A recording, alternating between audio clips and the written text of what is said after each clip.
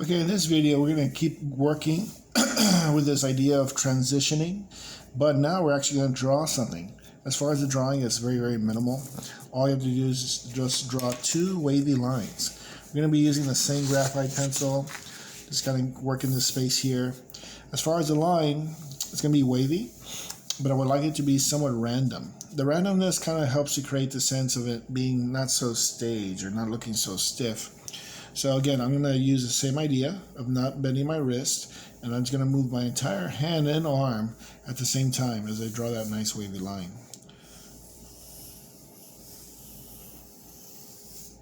So I have a nice little wavy line. To create a shape or a space, I'm going to double it. So I'm going to be looking at this while I draw this. So this will kind of remind you a little bit of that blind contour kind of drawing that I need to make you some more samples of. But here we go. So up, down, up, down, up, down, up, down, and up.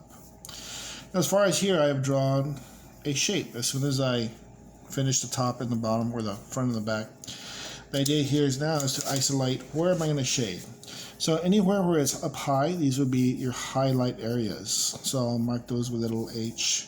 So anywhere where the line seems to kind of be moving upwards, well, that'd be like, again, like my fingers. When I close my fingers, like right here, they're straight, but when I close them, or I close them more, well, the knuckles seem to come upwards, and you see bright, shiny spots. So this would be this idea where the line goes up higher, or at least the theory. As far as like, where is it low? Well, the low parts are anywhere like this, right here. So this line is going very low, or lower. So I'm going to put an S for areas that will be shaded. So as far as the shading here, it's the same idea, but I'm only going to go with a shading that goes from here to here. So I'm going to go from the medium lights all the way to white. As far as my darks, I'm going to reserve those for the second half. So again, beginning here, where it's supposed to begin with a shading, put the paper underneath my hand. I tilt the drawing, tilt the space, again, this triangle shape, so I can easily move into space or move back into space. As far as like what side would I use, I think I'm going to go with the rounded side, because I really want this to be a little bit softer when I start shading. As far as my paper, again, I chose the more toothy side. You probably wouldn't be able to see it, but definitely you can feel it. You know, if you run your fingernails across it very, very softly, you'll feel a little bit more tooth, or you can hear the tooth. As far as what am I working with, I'm kind of creating this transitioning, something I've already done.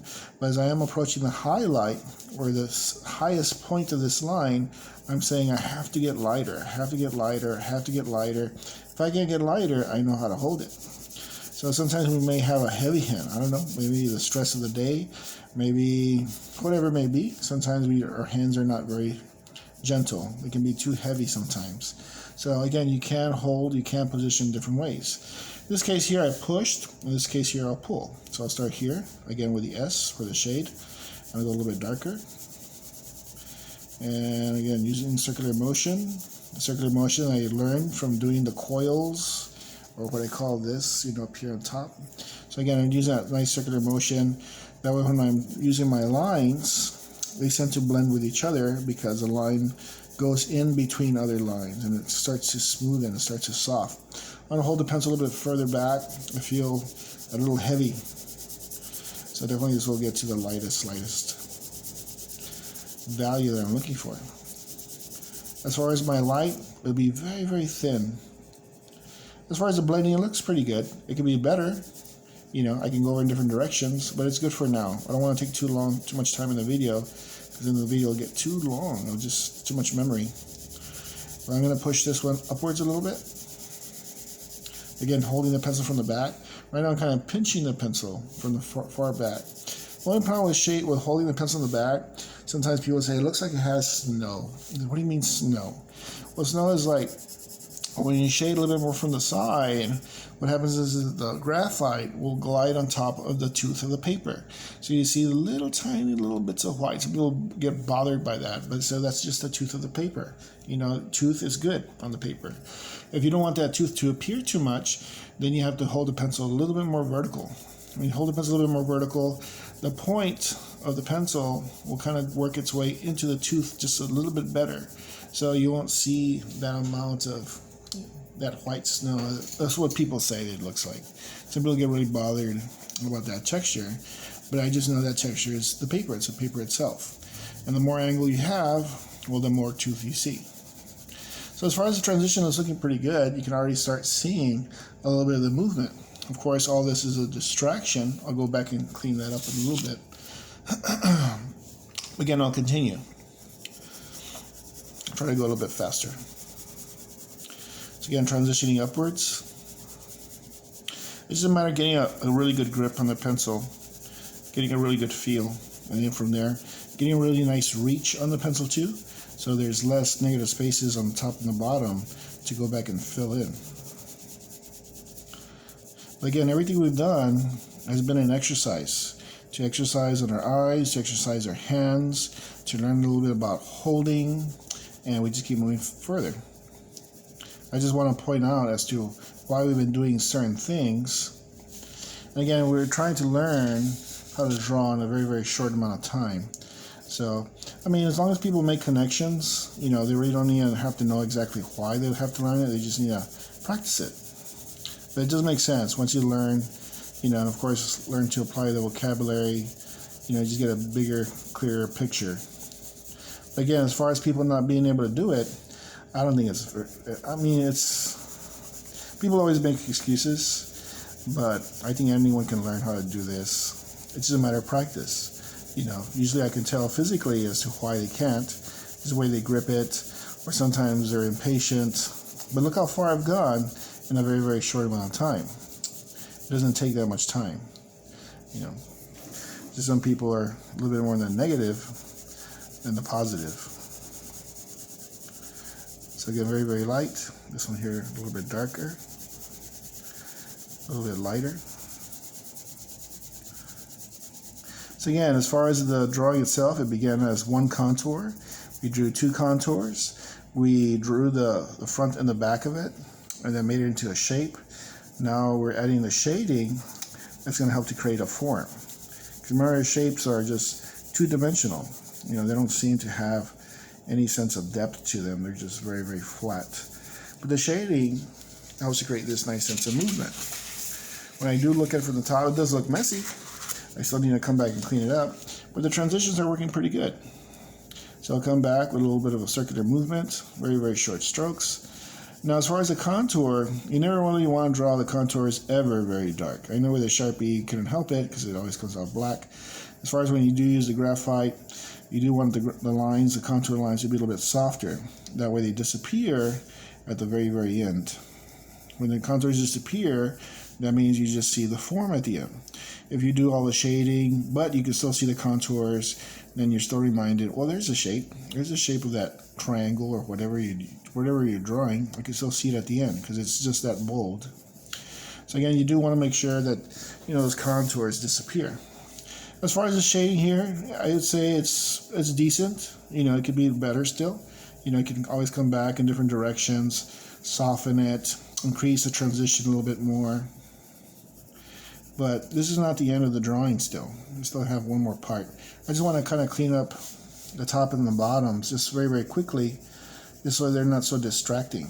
Because your eyes always detect when something's a little off. Same thing as when you smell something and you know there's something slightly off, or you taste something, you know, something slightly off.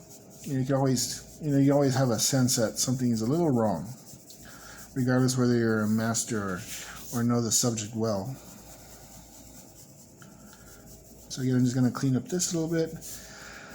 Now, as far as the drawing itself, it looks pretty good. It has some nice sense of movement. You know, I like this one to be a little bit darker. You know, it seems like it dips in a little bit more, but it does have this nice sense of movement. Now, one thing that it does not have is good contrast. The paper is very white. This is very, very light as far as within its shading. So now I'm going to add those nice darks, you know, those nice deep places. And where I would add the dark to have its most maximum impact would be against the lightest part, which is the highlight. You can draw a very, very soft little dotted line. That way you know, have an idea as to how far will I stretch my transition. You can stretch it out further, but this would probably make the most amount of sense when you actually see it done. So contrast is amazing. It makes things stand out, makes things pop. You know, contrast is one of those things that we try to have more of because it creates a sense of stimulation. And someone that knows how to manipulate contrast, it has, you know, that's something very, very big in your tools. Something that you know how to do. Something you make, something so ordinary, but at the same time you can make it pop out or noticeable. So again, I went very, very dark, especially behind my highlight. And again, instead of shading into the space, now I shade away from the space that I originally drew. As far as down here, again, I'll use a little bit more of a larger stroke. Try to soften up. And to make something look more shadowy, you can also soften up the contour. We've been having those contours very, very sharp, very clean, because that makes it look more in focus. If you shade outside of the contours when you're drawing something, it's just like when you take a good picture. You say, well, it's a good picture. You know, I don't think, you know, it's a very, very good picture. But when it's out of blurry, you know, for whatever reason, you know, aesthetically, it's not pleasing. You know, there's nothing pleasing about it. You know, the information is good, you know, whatever you took of. But as far as it looking nice, you know, that blurriness, you know, it's just not very attractive. So as far as the blurriness, when we do draw, we do shade, we try to keep it nice and clean. But if you do want to apply a shadow, like when I put my hand on top of the paper, you know, you see that nice little blurriness. That's what makes the shadow look more like itself, which is a soft edge. So on the outer edge, I'll feather it just a little bit. And definitely you can see how much, you know, the shadow has done for the drawing. So again, I have feathered it a little bit. You know, I did not come to a complete end when I finished my shadowing, but definitely you can see there's a dramatic difference between, looking at this side, looking at this side, you know, a complete night and day. Because here I have my full range. I have my blacks to my dark grays. I have my medium lights to my whites. As far as my transitioning, it's so-so. I mean, I can always come back, you know, using a little bit more circular motion. You know, my eye tells me that it's okay. You know, it's doing what it needs to do. But there's another side of my eye that goes, fix that. It looks, you could do better than that. So that's why I go back, again, with a smaller stroke, softer stroke, blend a little bit better, and also extend. If your transitions are not good, it's because it's gray, gray, gray, gray, gray, gray, gray, white. It looks flat. You know, it's like you're doing this. You know, you filled in, you filled in, you filled in. These areas should be constantly always changing, and that's a good transition. That's what you want. So to make this look like it's moving, that's what you want as well. You want to make it seem as if it's a little bit darker, then quarter of an inch further, it looks like, well, it looks like it's a little lighter. Half an inch further, a little lighter. Third of an inch farther, 3/4 of an inch farther, a little bit lighter. So again, that's what you really, really want, and that's going to maximize, you know, the transition. So again, this is very much like a drawing. All drawings begin with a very, very simple contour, but it's what you do with them towards the end, as far as like you applying what you're learning. As far as what we're trying to learn, we're trying to create the sense of depth, this idea of movement, and you know, that's what makes the drawing a little bit more dynamic, at least to most of us, because those are things that seem kind of hard to do, you know, because the paper is so flat. You know, if we're using color can be very, very full of energy, full of life. And again, you have the brush, you have the water, whatever you're using as a vehicle, but it seems so much more alive. As far as when you do use pencil or graphite, it seems like it's such a long, hard road to get anything working for you. But definitely you can do a lot. If you learn how to master the pencil, you know, the brush will be so much easier. So easy. It'll just be a little extension, like you barely moving over one room. That's how close you are to learning how to paint. Because you learn about stretch, you learn about palette, you learn about control, you already have an idea of contrast and highlights and shadows and how to actually blend and how to move, you know, because this is more tedious. But again, it requires a lot more movement of the hand, while the brush requires less movement. Because of the vehicle itself, it gets things blend and things move much, much easier. Depending on what you're using, whether it be acrylic or oils or watercolors. So again, I'm not going to show you too much more in this one, in this video here. You kind of have the idea. But again, the idea is about movement, taking a very, very simple contour, and of course, adding on the techniques to this to make it better. Okay? So again, as far as the paper, we know that this paper is pretty decent for drawing. It takes the darks very, very easily. As far as the blending, you can always keep improving on it. Like I need to improve on this one still here. Maybe I'll use more of the point or the pointy side. So not too much of the tooth pops up. I like the tooth. I like the texture of the paper. Some people don't. They want it to be a little bit more smooth or showing more of the grayness without the textured part. But the texture is pretty nice. I think the texture kind of adds that artistic quality, that more expressive quality of the medium. So again, you want to practice as much as you can. Again, we're going to take it from here, go to here, and then go to here. I'll have something else ready for you probably tomorrow or Wednesday. Or tomorrow, yeah, Wednesday. Thank you very much.